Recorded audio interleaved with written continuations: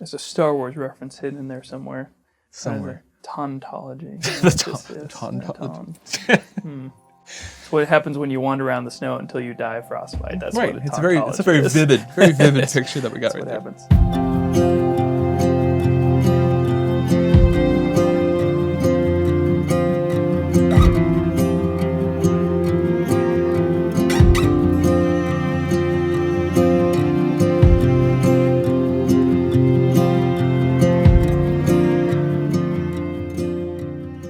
Well, hello and welcome back to Deep in Christ. I'm your host, JonMarc Grodi. I'm your co-host, Father Peter Grodi. And we're here at the Coming Home Network for another episode of Deep in Christ. This is a show about our ongoing journey with our Lord Jesus Christ and that day-to-day selection of the next right step that He calls us to do. And we've been talking about virtue. We've been digging into the catechism a little bit. And today we want to dig a bit more into prudence. Mm-hmm. So, yeah, we started that last week. We had a good long discussion, kind of an overview of prudence, which is the chief of the cardinal virtues, the mother of all virtue, as Thomas calls it, the virtue bearer, the charioteer of the virtues. But there's a lot to that concept, man. We've had some good conversations off camera about that. Yeah. But we want to dig into it a bit more today. Particularly the aspect of prudence that we want to dig more in today. I think one of the ways we defined it last episode, was sort of a prudence is this habit of being, of turning to reality and selecting the next right step. That's one way to think of it. And we can see how that sort of opens the way to the other virtues. If we're not really attending to reality, then the virtues can't be virtues, because prudence is picking the right thing at the right time for the right reason, etc., and so forth. The aspect of prudence that we wanted to focus on today was specifically that turning to reality. The turning to reality part is the part that connects very much with this idea that prudence is the gateway or the mother of these virtues, right? Yeah. Because it's that initial process, right? What we need to do in any given situation, in any given moment, in any given day, when we're trying to make a moral decision about anything. It ultimately comes down to that first and foremost. As we're going to talk about, what does it actually look like? But that first and foremost, stepping back and examining and trying to discern, what and attend to what is reality, and ultimately that's the gateway into anything being a virtue, because it's the gateway and the means by which we make something intentional, an actual response to reality rather than just kind of like a reaction to either emotion or a falsity or something which.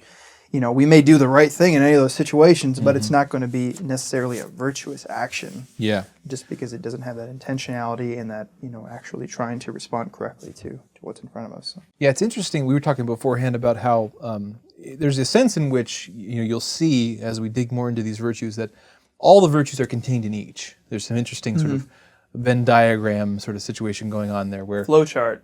We haven't worked on the flowchart yet. We'll get there, but like to prudence is in an important sense this portal to all the other virtues. The mother. It opens the way. But in another sense, courage is necessary for prudence. To turn to reality takes some courage. So there's that aspect to it. But we were talking about the distinction between the virtues, and I think on this level of this commitment to reality, that everything we do has to be based in reality. That actually gets at one of the real decisive aspects of prudence, of why it is first and why it is so distinct and unique. Because if any of the other virtues, we can imagine them operating, but not operating with this anchor in reality. Again, I think we gave some examples last week of, we can imagine someone who's naturally, temperamentally courageous, but that courage can be exercised without any regard for reality. It can be rooted in their fantasy, in their passion, in just the situation of their life, but with no reference to, who am I? Who is God? What is this life about? And prudence is this translation point where reality, but the big and the small reality, the reality of the universe and the universal eternal things, as well as the reality of this temporal world, the actual facts and figures and the things around me. It's where that reality is translated into decision. But prudence is this anchor point where everything I do, for it to be virtuous, for it to be good, it has to be rooted in reality. It can't be self-referential. It has to be in reference to reality. In reference to some of the things that we were talking about before the show in preparation, that it seems that if it's not being rooted, if a decision is not being rooted in reality, we're reacting either to a kind of a strong emotion about something that may or may not be true, or we're just reacting to a falsity, without that intentionality and without that kind of stepping back to try to attend to reality itself. When we get to kind of those later decisions, concerning either courage or temperance or anything along those lines, we're by necessity, we're going to be strained towards tending towards a real moderate reaction, or really a real moderate action in those situations. Like with someone whose natural tendency is courageous action. They don't feel fear exactly, the way that a lot of people do, or they have a tendency towards kind of that pushing back against anything that tells them to not push back. For me, I'm a very not that way type of person. My tendency is to be very reserved and say, well, let's just figure it out. Let's not have a fight about anything or anything. But there's some people who kind of rebel. They're rebels. Yeah. But if you're a rebel without a cause. Hey, you stole my line. Sorry. Come on, I was getting there. I was going to say, without prudence, we become the rebel without a cause. And so because of that rebellion is going to tend towards a real moderate reaction towards things. Yeah. And it's going to be the same with people like me, whose natural tendency is the opposite direction, that I'm going to be way over temperate and quote unquote temperate in times when I need to be more courageous. Yeah. Because I'm temperate without a cause. Yeah. I'm not doing it because it's the just reaction to a prudent attendance to reality. Rather, I'm just doing it because I'm kind of reacting to sort of my fears or my laziness or etc. Yeah, the same can be said for temperance as well. And I want to dig into this more a little bit. We have to make sure we come back to it. But if we scratch the surface a little bit, I think we can all recognize lots of areas in our life where we have a desire for things, even good things, that are not what we should be doing. Like I desire to get on the internet and tell all the people why they're wrong. Like that's the desire that arises in me sometimes. It's almost never the prudent thing to do.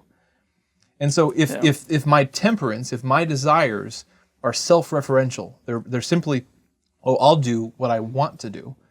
And I'm a pretty good person, so the things I want to do are pretty good things. You get into this self-referential tautology, where I do what is right, and what is right is what I want, and because I want it, and it just stays with itself. Where prudence says, no, I have to lodge this, I have to anchor this in reality. I may want this, but that doesn't make it right. That doesn't mean it's what I ought to be doing. So it always has to refer back to reality. There's a Star Wars reference hidden in there somewhere. Tauntology. Tauntology. It's what happens when you wander around the snow until you die of frostbite. That's right. What It's a very vivid picture that we got right there. Happens. So. Well, I want to read this little bit. This is the beginning of a chapter from Pieper in his section on prudence. Joseph Pieper, you were referring to him a lot. He's got this great book on the Cardinal Virtues, drawing a lot from Thomas Aquinas. But this is from a chapter called Knowledge of Reality and the Realization of the Good. And he writes, the preeminence of prudence, which we talked about last week, means that realization of the good presupposes knowledge of reality. He alone can do good who knows what things are like and what their situation is. The preeminence of prudence means that so-called good intention and so-called meaning well by no means suffice. Realization of the good presupposes that our actions are appropriate to the real situation, that is, to the concrete realities which form the environment of a concrete human action, and that we therefore take this concrete reality seriously with clear-eyed objectivity. Now, the first sentence there, again, these are long quotes, and thank you for your patience with them, but that first sentence again, the preeminence of prudence means that realization of the good presupposes knowledge of reality.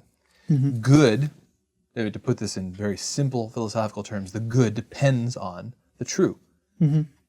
For us to do the good is always in reference to what things actually are. The good isn't just, I had good intentions, I'm well-meaning, I'm a good person. No, it has to be in relation to the things that as they actually are. Just because I mean well, and what I think my meaning well for you means I want to end your life because you're in pain, for instance. That's not in reference to the reality of that human person. I mean, the summary of this quote is basically that the road to hell is paved with good intentions. I mean, that's pretty much what this comes down to. Yeah. Which just goes back to the church, is how the church understands, like, how do we discern the morality of a given action? And there are different, 3 different elements that we would take, which is the objective nature of the action, the objective reality of the action, the intention behind the action, and then the circumstances in which the action are done. And so, I mean, we could apply those, to any given situation to kind of ask whether a morally good thing has been done. If it checks all those boxes, then it's morally perfectly upright, and then it can kind of fall in different ways depending on those things. But it's important that just the intention itself is not enough. There needs to be first and foremost a kind of reflection back to what is the nature of the action that is being done, and not just the action that is being done, but then of course looking at the circumstances too.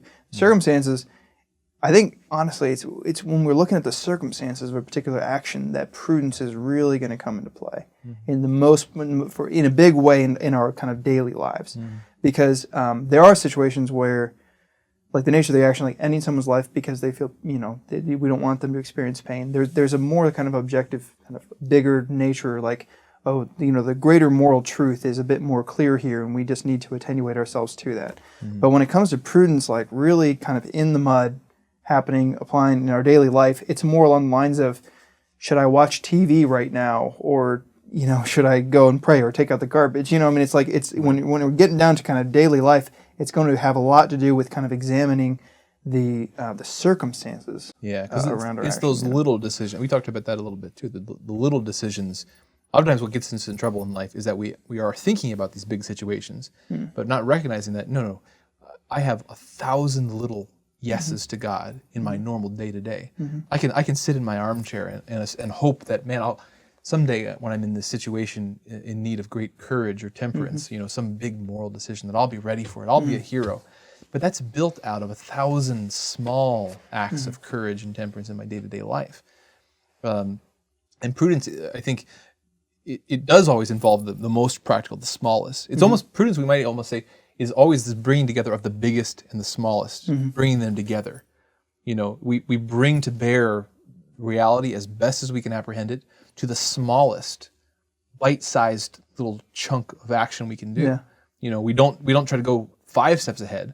We say, no, how does the meaning and purpose of my life and my nature as a human, how does that bear on this next tiny step? Which is, it's funny because, it can, to someone maybe on the, to someone on the outside, it might seem like it's like an overreaction to a small, inconsequential action. But there's 2 things that bring to bear on that. And one is the parable of the parable of the tenants, the Bible, which we had for our Sunday reading a few weeks ago, or it's probably a month and a half ago now. Come to think of it, but the master, he goes away on a journey and he gives his 3 servants the 10 tenants, the 5 tenants, and the 1 tenant. Or talent. Sorry, talent. Tenant is a different thing. And so he gives them the 10, 5, and 1 talent, and then he comes back and he finds that the man with 10 talents has reproduced those.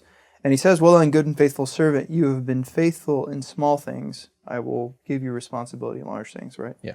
So on one hand, what we see there, first of all, is just the thing saying that, even the small responsibilities, like if we are if we're faithful in the small things, then we'll be able to be faithful in the bigger things, right? Right. But the twist in that story, one of the twists in that story, is that a talent is like a crazy amount of large sum of money back then, and it's not like a coin that gets lost. I know it gets lost in that. It's like when you aren't there in the culture, and so what we're kind of finding in that situation is that even the small things in life, that's in a sense kind of the substance of, in a big way for most of us, that's going to be the substance of whether we're a disciple of Christ or not. Yeah. Few of us are going to have the opportunity to lay our life down in a physical, bloody way for God. Yeah. But all of us are going to have the opportunity to lay our life down in the like the infinite small ways that come throughout daily life.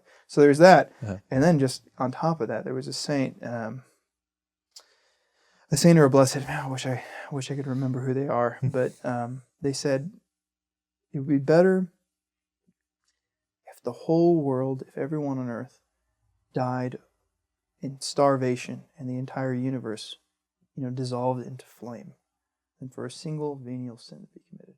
Which is a shocking thing to hear. A shocking thing. We didn't say it. This No, really holy that's person real holy. said it.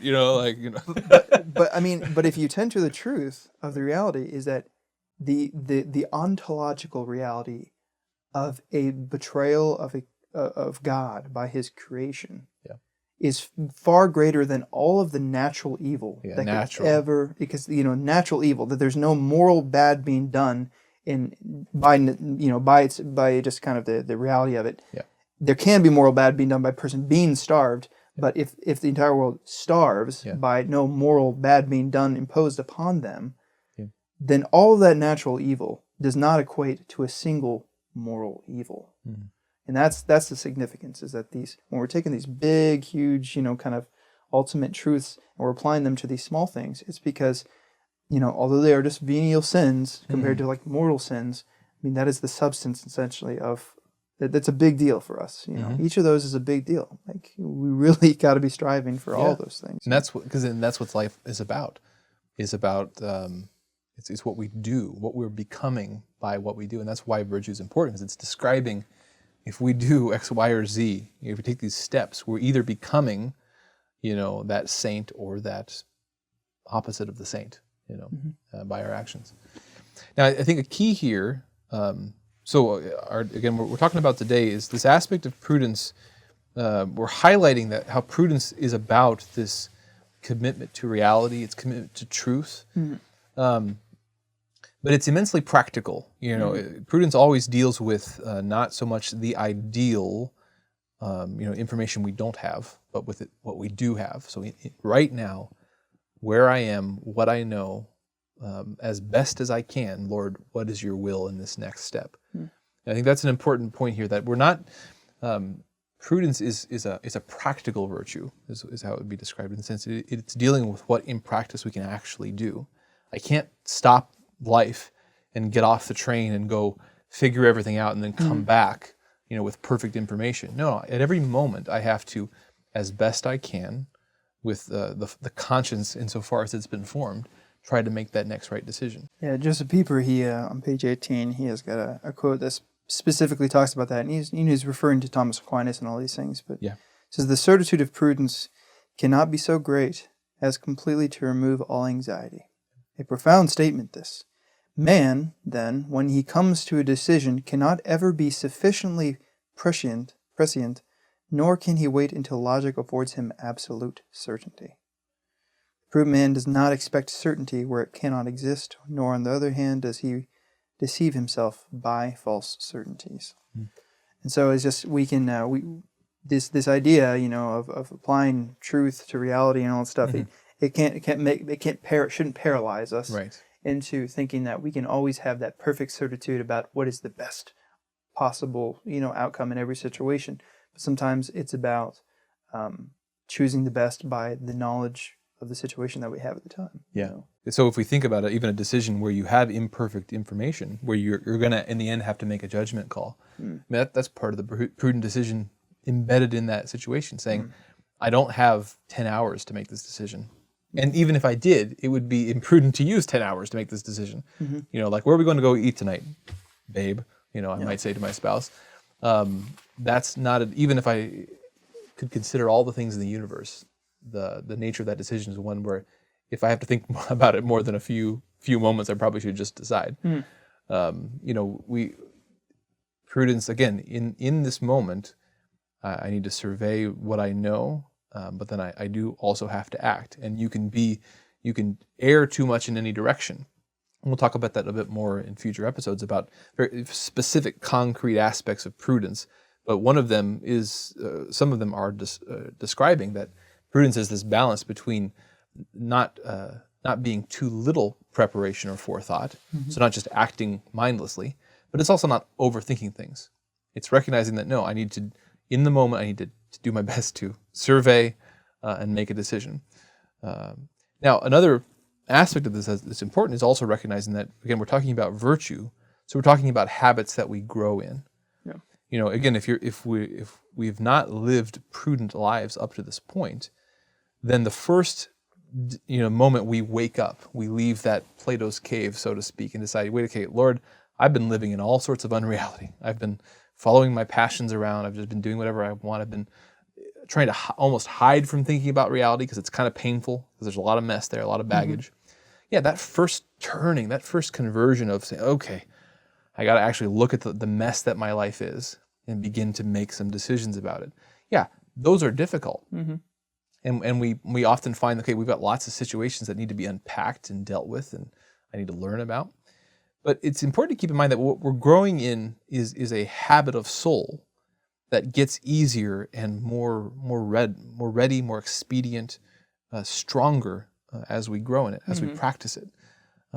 And again, we'll talk about some of those perfections of prudence more later on, but the salient point here for the moment is just that it gets better. Yeah. You know, like that's what we're looking for here, is that if we make a habit of pulling back from unreality and trying to attend to, okay, what is real, Lord, what is your will for my life?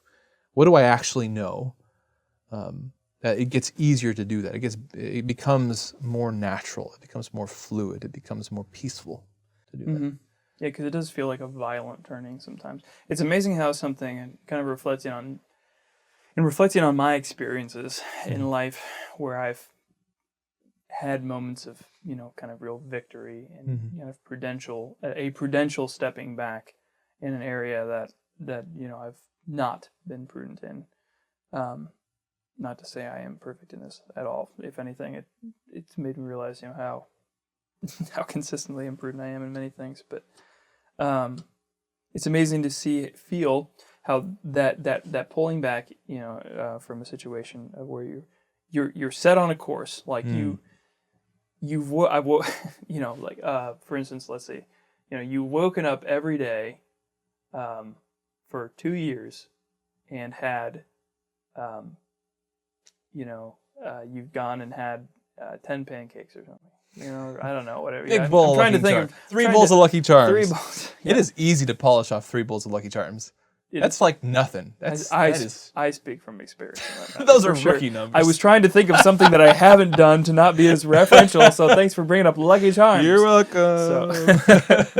But it's amazing how, you've done that for so long, and one day someone's talking about temperance or something, and you suddenly kind of realize, that's probably not a very healthy option. So you've made a change already there, just from kind of recognizing, so not even in the moment, but more just recognizing kind of a greater reality of truth, that there's a higher thing to strive for there. Right. Okay. Yeah. So then you make your external commitment outside of the situation, that I'm going to try to not do that, and I'm not going to go immediately to like the fridge and get my 3 packages of Eggos out or whatever, whatever happens to be the process for which I do. I mean, there are other, examples, easier examples we could use. Everyone has their own Lucky Charms or whatever. Their own bowl of Lucky Charms. And it's amazing, though, that in that situation, the first day he wakes up to try to do that, especially in the morning, especially in the morning, where it's really hard to attenuate yourself to reality because you have a lot of kind of emotions kind of going on and everything. If you've practiced that for so long, then it's going to feel like a very violent turning. You're going to get into your automatic mode where you're not even going to want to face your previous choice, that you wouldn't want to do it. You're going to sit there and you're going to rationalize a bunch as you are already moving forward, towards the thing. You'll be rationalizing, well, maybe I'll get started tomorrow. Maybe it's not as big a deal. Maybe, there are all these different things, all these little bit of rationalizations that'll help you kind of move forward and more and more closer to that thing, because you've already basically jumped on the train and it's just taken you into the station. Yeah.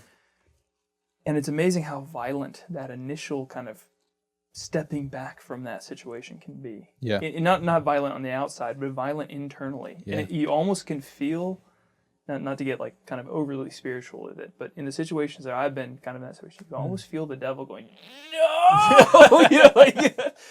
like ah, like I just tried to pull you back, and it's crazy because in those moments you almost feel like that the spiritual warfare that is going on in those moments. You can really feel. Yeah. But it's also amazing that with how violent that turning is, it's also amazing how much it feels like a surrender. In that it's not so, it's less about you violently with your force of will pulling away from that, and less about you just simply surrendering to the grace of God and trusting that I'll actually be able to do this and it won't kill me. Yeah. I was reading again, but we've talked in past episodes about the heroic minute, that Jose Maris, and it's amazing because in the quote that he talks about, I was struck by this last time I read it. He says, he talks about the heroic minute and getting up and turning your mind to God immediately and then jumping out of bed without like thinking about it. Like not lingering in bed at all. That heroic minute of that minute after you wake up, turn your mind to God, with a spiritual thought, and then jump out of bed. Yeah. And he talks about how great like a kind of a penitential thing and a form of mortification it is, because it's so great and it actually does no harm to the body. And he says that in one hand to say, like, it's good that it's not one of those things we're doing. We're actually hurting ourselves as a form of mortification. We shouldn't be doing that. But I also sort of sense that it's like, in that moment, your body is telling you that you are going to die if you leave the bed. You have to anchor yourself in that reality. You have to anchor yourself in the reality that it's actually not going to be die. bad. I won't die. That'll be our motto. We won't die. Right? If I don't eat those pancakes, I'll actually be all right. And it's each of these situations we can see in that struggle and in that surrender that it's actually a turning to reality. Right. It's very much a turning to reality, because it's turning away from all the lies that you're speaking to yourself, that the devil is speaking to you, the world, the flesh, and the devil are speaking to you, and that. All those things we want to believe because it's just easier, to stay in that kind of mire. But it's always a surrendering to and a turning to reality. Right. That's the beginning. What's funny about that whole situation you described? What I find is when I have a situation like that, where I recognize something that needs to change, I recognize a new bit of truth, and I decide to make a change. Usually for me, the first day is not the hard day, because I've got some motivation. Sure. I got excited. Okay, I'm gonna make a change. It's gonna be great. Yes, Lord, I'm excited. So the first day usually is the easy day for me, because I'm like, I made a plan, and there's my plan. Yes, I'll jump out of bed. For me, it's usually that second or that third day when I'm like, why did I do this? Why did I? Do I hate myself? That wasn't like this seems like awfully extreme to not eat 3 bowls of Lucky Charms this morning. It's sort of the Chesterton calls it the failure.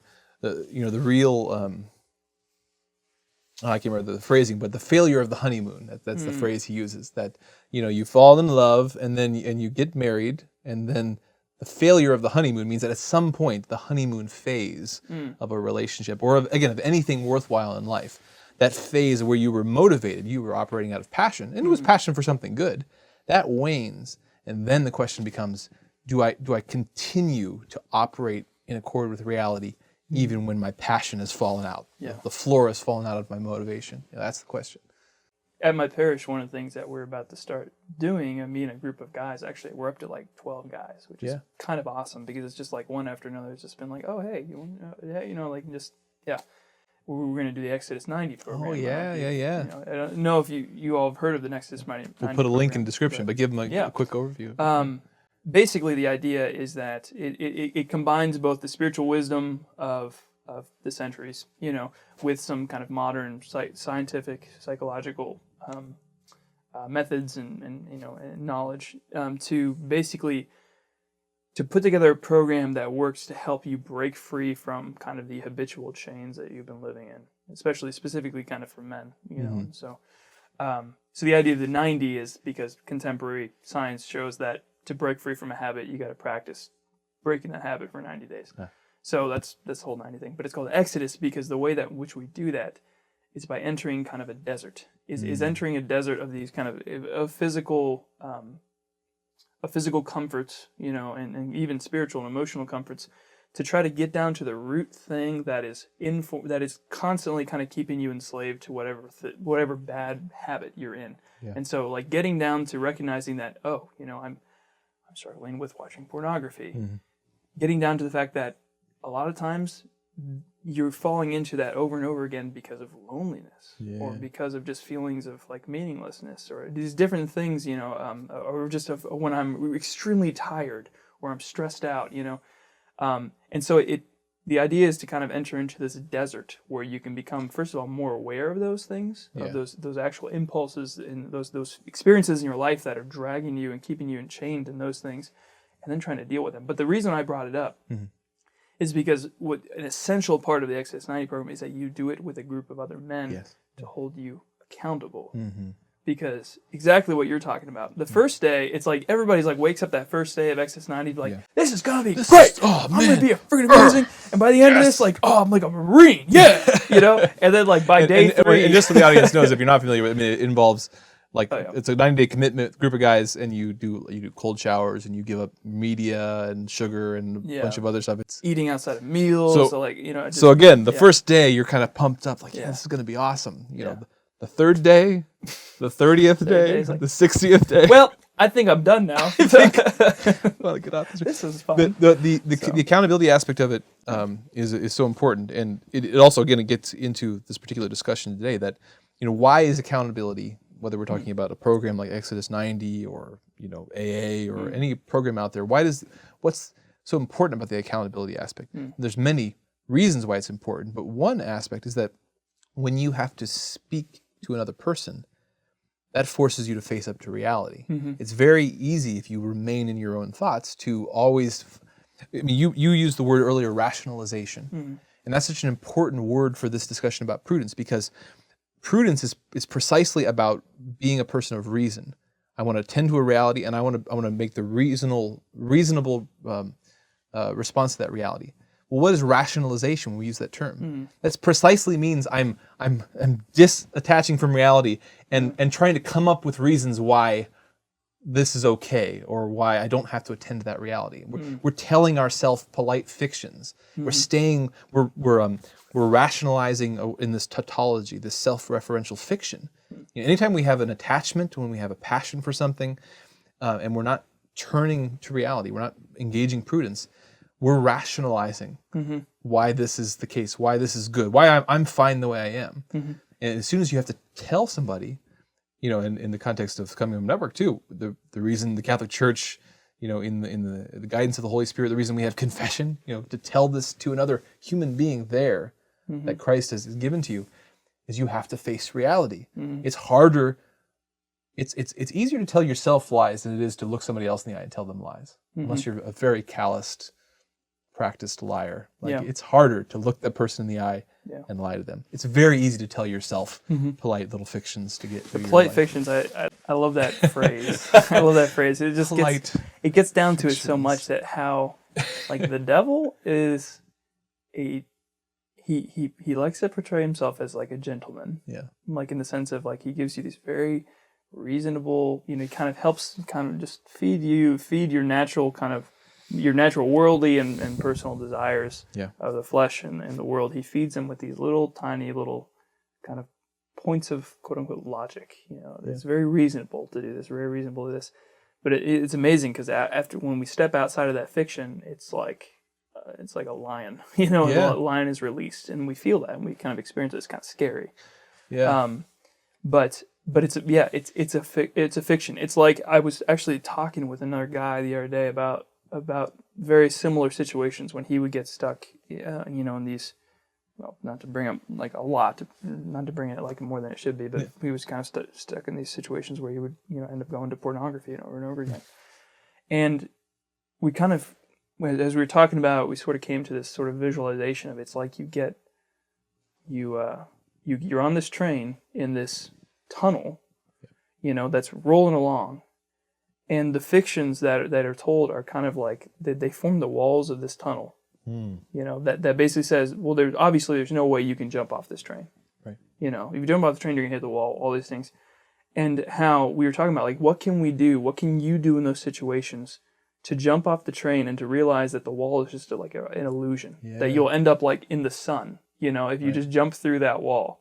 And so like we were even coming up with just things like go outside and stand in the snow for a minute or two. I mean, like, it's just even just silly things like that. Sometimes we just need to break out of those blinders that get put on us in those situations where we know that this train is just going to keep on rolling and it's going to pull into that harbor there, and we feel like there's nothing that we can do about it. Yeah.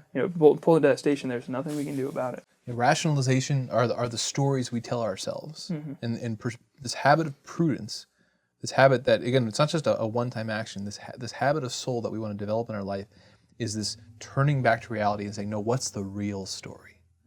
Not the stories I tell myself, not what I want reality to be. And this can and should take the form of a prayer. Like especially when we've gotten off track, we want to turn back to reality and say, Lord, what is real? What is true? What is your will for my life? That we always want to be anchoring back on those realities. There's another quote another Pieper quote here. Man, we love our Pieper quotes. This is from his anthology. What is asked of us then is no less than this, to reduce our own interest to that silence, which is an absolute precondition if we want to hear or perceive anything. And there's much more to that quote, but I actually want us to stop there for now. What is asked of us then is no less than this, to reduce our own interest to that silence, which is an absolute precondition if we want to hear or perceive anything. That's a powerful image. Okay, if I want, even if I want to see and hear reality, if I even want to be open to truth, I first have to choose it, to want it. And I have to recognize that, okay, I'm not turning to truth because I'm interested. Again, it's using this term interested. I want to be disinterested. I don't want to go to truth trying to find what I want to find there. I want to leave my interest aside, my passion, my motivation, maybe the stories I was telling myself, the stories that the world was telling me, the things that I clung to because they made my life at least comfortable, if not joyful. And I want to reduce that interest to silence for a moment and turn to say, no, what is real? What is true?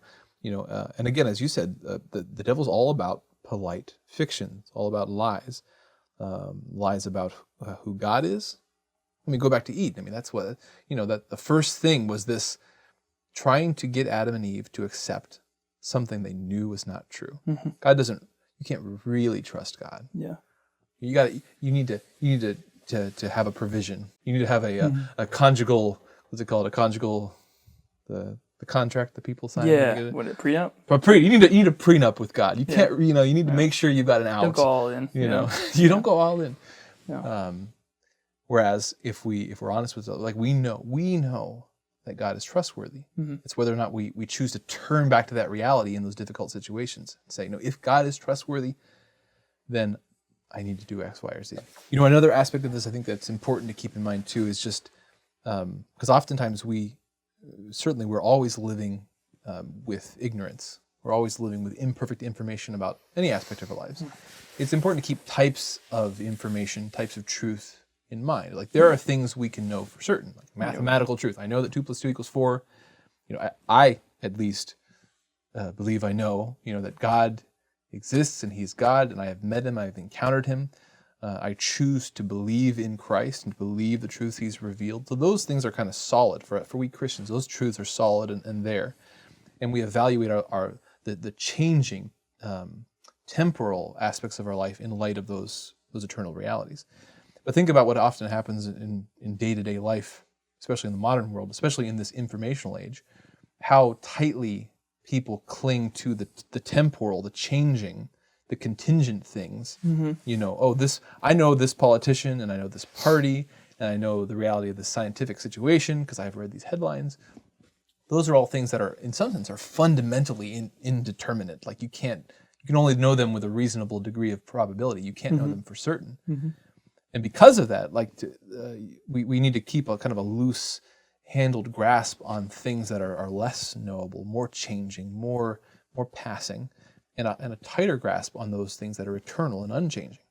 God is trustworthy. His love is true and trustworthy, and and it's the basis of our lives. Like we can know that, we can experience that. Whether or not this politician is trustworthy, who the heck knows? I mean, like I can have an opinion about that. I can even have a rather well-informed opinion about that. But I should recognize that that's a very different kind of reality. That's much more indeterminate, much more illusory compared to the eternal things. I think that's helpful to keep in mind because sometimes if we're really honest, if we're really trying to turn to reality and questioning our prejudices, questioning our assumptions, questioning the stories we want to cling to, but maybe we want to step back and really examine, a lot of those we're going to recognize that it's not a simple question of it's either true or false. It's just, I don't know. Like when you're in a conversation with someone and they ask you a question, again, your passions are involved, and oftentimes you want to, even if you don't fully know the question, you want to double down and give them an answer. When oftentimes we ought to be saying, you know what, that's a great question. I honestly don't know the answer to that. Yeah. I'm going to go research that and come back. But Try, yeah. but that's the truth. If that's the truth, I really don't know the answer to that. And that has to be, that's the prudent thing, is to say that and to live according to that reality, rather than trying to make up a polite fiction. Oh yes, it's definitely this. Pretty sure I read that headline someplace. Yeah. Yeah. There's something about being a lover of the truth. And that's what kind of philosopher means in a sense. Lover of wisdom, lover of the truth. Yeah. Being one who loves the truth, who loves telling the truth, who desires for the truth to be made known, even if it's just the truth of not really knowing, the situation. Desires that truth to be made known, even when it seems like it'll be it would be a simple white lie to not. There's something about being someone who loves the truth in that way that's really remarkable, and that is pointed at, the goodness and importance of that is pointed at in exactly what you're talking about, because, in reference to what we were talking about before, because we see how simple, polite fictions, even if they're simple and polite, they set us down a path, and they enclose us down that path, and they make it difficult for us to decide to do anything other than what is already predetermined by that path. There's a real reality of, we've probably all seen over and over how we get trapped in our lies, get trapped in the lies that we tell. In that situation you were talking about, where maybe your pride steps up a little bit, and you're like, oh, I need to pretend I know maybe more than I do, or maybe be a bit more certain, quote unquote, about something I'm not as certain of. Or as soon as when you step down that, then your pride will keep you on that path. Oh yeah. And it'll keep you trapped in that lie, because every time you take a more step forward, it's just that much more shameful and embarrassing to try to admit to the truth. Yeah.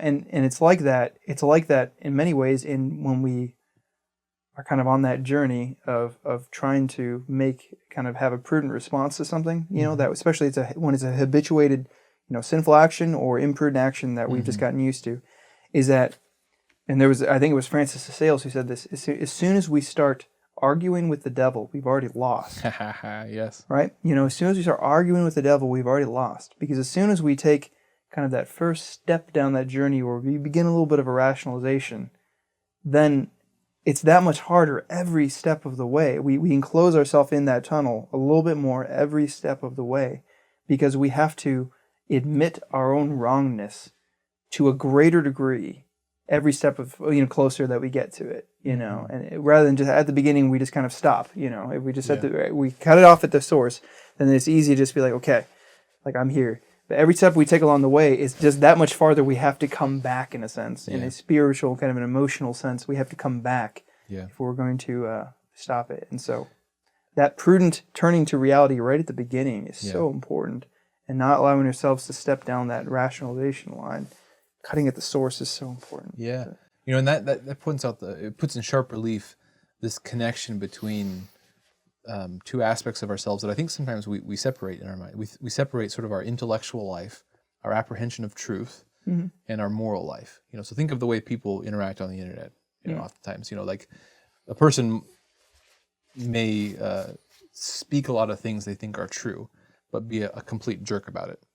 Now, it's at some place in ourselves we've often told ourselves the lie that, well, there's no connection between my ability to apprehend and to share truth and my character.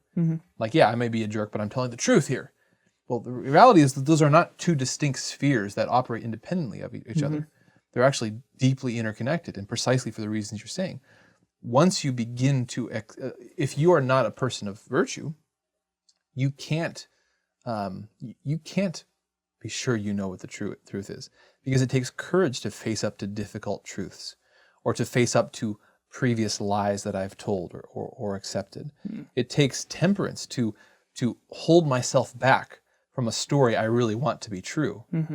I want to go all in even though I have no evidence. That's an intemperance that I wrestle with. And so even if at 1 hour of the day you may be on the right track in terms of truth, if you don't have virtue, then you will simply be pulled around by your desires and your fears, and you'll believe whatever in the end, you'll believe whatever you want to believe. I have a really good example of that. Yeah. I love coffee. We both Yes. know. We both love coffee a lot and everything. Yes. Oh no. And people love chocolate. I know. No, it's okay. Okay. Well, so there's. I'm gonna give two examples real quick. One is one doesn't hurt me as much. I love both of those things. I love so both these things. So it's this is making me nervous here. No, we both love coffee, right? So, and every once in a while, you see something come up that says like, oh, maybe it's bad, that you have that much caffeine a day to have like 4 or 5 cups of coffee in a day.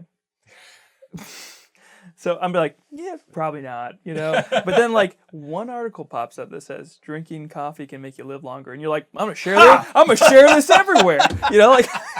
Yeah, I'm gonna share right? this on every. Right. I don't even read the article. From the right. the I haven't even rooftops. read the article. But the point is that it fits very nicely into what's Yes. convenient for me, and so I tend to believe it. Cognitive bias. Now, the second example is a bit more scary, because the first example, it seems like there actually might be some truth to that, just in terms of kind of looking at the data. So anyway, but There must be. there must because I be, love because coffee. I love coffee. Obviously, it probably. I don't know how much I drink a lot of coffee. Yeah. I'm probably very intemperate with my coffee intake.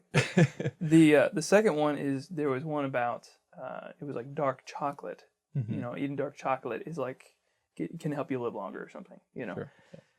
And it was put out there. It was like this study that was done. It was put out there in the scientific community, and it became kind of this worldwide sensation. And everything, and peer reviewed, all this stuff. Like and these different companies were like looking at it and kind of like reading the data on it, or reading like what was said in the article, just like, oh wow, that's kind of cool, and then kind of sharing it too and everything. After it became like this worldwide thing, it was revealed that the people who not did the study but basically made the article did it to see if they could slip something by. So in it the was all scientific hoax. community. It was a complete hoax. None Yes. of the studies and stuff around it were done. Yeah. But a couple things involved there. One is that it's very easy to believe something you want to believe. Yeah. It's very easy to pass over whether you actually, vet the things behind it and decide whether they're trustworthy or not, and all that stuff. Yeah. And it's scary to realize that can happen to us all the time. And it does oftentimes happen to us just because we take things and we don't really vet it because we want it to be true. Yeah. Even internally, right? Yeah. Internally, we a little white lies posed there by the devil, a little rationalization, and instead of vetting it because we want it to be true, we just kind of like, oh, that seems logical, so I'm just gonna kind of take it. Yeah. Well, we probably beat around that bush, or that's the wrong metaphor here. Beat the bush. We probably beat the horse dead enough. We've probably beat around the dead horse enough. Is the horse really dead? That's the really point is probably enough for this episode. Okay. Maybe just a few closing thoughts in terms of the practicality of all this. Again, it's easy to get a little heady with this stuff, but it really is practical. It really again, and hopefully we've highlighted some of those aspects today. We constantly. This is not the stuff of the big, scary moral decisions in our life. This is the stuff of, again, the first moments we get out of bed in the morning. Mm-hmm. It's do we engage this habit of going through life alert and awake and intentional, attending to the reality of things. Whenever I feel myself pulled in a given direction, do I step back and say, no, but what ought I be doing? Mm-hmm. Who is God? Who am I? What are my real responsibilities? What is my real vocation? Mm-hmm. What is the real hierarchy of goods that I should be responding to in my life? Those, like we turn back to those realities. I love how that's the word that keeps coming to my mind in terms of prudence, is this turning. That's the normal way that we experience prudence, I think, is recognizing, I need to turn back and ask what is real, what is true, what's God's will for my life. Lord, what do you want for me? And then it's in that light, usually we can see all these little fictions that we would rather cling to. And so it gets better. That's what we're trusting here. As we practice this, that as we practice prudence, as we pray for prudence, that we become people who find it more easy and more delightful, more joyful to turn back and, as you were saying, to love the truth. Well, that's why so many saints have, well, a number of saints, I should say, a number of saints have advised, like, trying to attend to one virtue at a time or something. And it wouldn't be necessarily the virtue of prudence. They would probably be more talking about the virtues that kind of cascade down from these cardinal virtues. Yeah. But because, when we're talking about the virtue of prudence, it is literally, like, every moment of the day there's something. And we can't just kind of, we can't expect to try to be able to make giant leaps and all that stuff all at once. But if we were to take one particular virtue or one particular habit that we're going to try to break free of or something, and we said, okay, we're going to start at the beginning, of, all right, how do we start this? We start with the turning towards reality, of that. That's going to happen. We're going to have that happen a bunch of times throughout the day, and that's how you start. When it comes to any of those good things that we want to develop in our life, those good virtues and stuff, it's got to begin with that. Yeah. Because that's how we make it. First of all, it becomes a virtue and not just kind of a reaction that we kind of sputters and then eventually it kind of that flames and then sputters and then dies, and it becomes a habituate. It becomes a thing that we're habitually turning to the truth in all the situations that have to do with that virtue that we're trying to grow into, and it becomes a process by which we grow and it becomes easier. Yeah. It says in Proverbs somewhere, the prudent man looks ahead. Starting small but attempting to make a plan, making a to-do list is a very simple, ground level act of prudence. Saying, okay, I got a day ahead of me today. I can't do everything. I don't want to be overwhelmed. But what are three? I like the practice of what are three things I can do, I should do that I can do today. I at least want to tackle those three. If I can tackle those three, it will be in some sense a good day. Start there. Make a plan.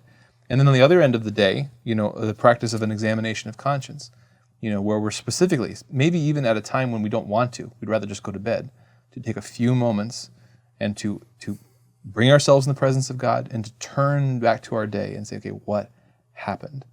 And I want to be honest with myself about what happened. And I want to bring those realities to God. I want to turn to them to be discouraged or to despair or to wallow in, I messed up so many times. No, I want to turn, I want to see what happened, I want to give that to God, I want to ask His mercy, I want to pray for grace.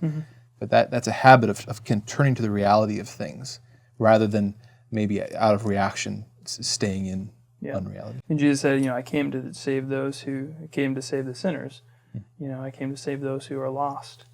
And it's amazing how much of the time, because we don't kind of reflect back and attend to the reality, we stay kind of stuck in these fictions where we don't even realize the ways that we're being sinful and therefore are not inviting the mercy of God into our life. Yeah. And that's so important, is that we don't turn to these things at the end of the day, like you said, to make ourselves feel bad, but it's so that we can invite the mercy of God into it and the grace of God, because ultimately His grace is the only way we're going to succeed and make any of those changes. So. And maybe that's even another reason why it's appropriate to begin with prudence and to really dig into it and understand it, because we don't like being weak. We don't like being weak, erring human beings. We would prefer to just focus on courage and temperance and disciplines, whatever. But to start with saying, no. The first place is always and will forever be the reality of who God is, who I am, what's actually happening in my life, and to respond according to that. And so that then even when I recognize, I need to grow in courage, the point is I'm facing, without dishonesty, without fiction, I'm facing the reality of my brokenness and giving that to God first, even before I go about the business of trying to correct it. So. Well, the realities we're probably out of time, and I'm out of coffee. Way out of coffee. So, Well, we thank you again for joining us for this episode of Deep in Christ. We hope that you've enjoyed it and found it edifying and inspirational in some ways.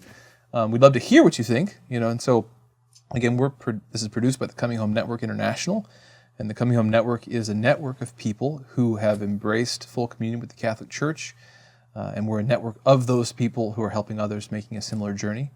And so if that's you, if you're someone who's become Catholic or is asking questions about the Catholic Church, we'd love to walk that journey with you. So we invite you to visit chnetwork.org. We've got a lot of great resources, stories, testimonies, as well as an online community where you can interact with fellow members and hosts of shows from the Coming Home Network. So check that out. And then, of course, if you're watching on YouTube or listening on YouTube or on your favorite podcast service, be sure to like and share and subscribe and all those internet things. And let us know what you think. Let us know as you're digging into the virtues yourselves, the questions you have, the thoughts, the responses that you have. We want to tackle those, dig into them a little bit as well. So, yeah. Thank you again for joining us. God bless you. We'll see you again next time.